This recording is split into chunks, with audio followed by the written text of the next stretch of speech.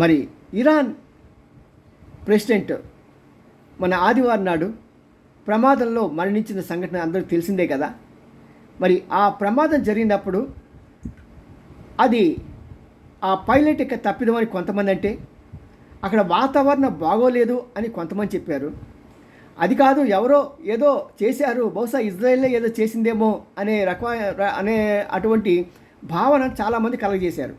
కానీ ఈ రోజున అక్కడ ఉన్న మరొక అధికారి చెప్పిన ప్రెస్కి ఇచ్చిన ఇంటర్వ్యూలో ఏం చెప్పాడంటే, అంతవరకు చాలా బాగుంది, అడవిలో వెళ్తున్నాం మేము. ఆ వెళ్తున్న సమయంలో ఆ ప్రెసిడెంట్లో హెలికాప్టర్ నడుపుతున్న కల్నల్ మాకు ఒక ఆదేశం ఇచ్చారు. ఏమంటే, కొద్దిగా పైకి వెళ్దాము, దానివల్ల మనకు సమస్య ఉండదని. అలాగే పైకి వెళ్ళాము, అంతా బాగుంది. కానీ ఈ ప్రెసిడెంట్ వెళ్తున్న హెలికాప్టర్ ఒక మేఘంలోకి వెళ్ళటం మూలంగా అది అక్కడ తప్పిపోయింది. ఆ తర్వాత ఏమైందో మాకు తెలియలేదు అన్నారు. ఇది వాస్తవం.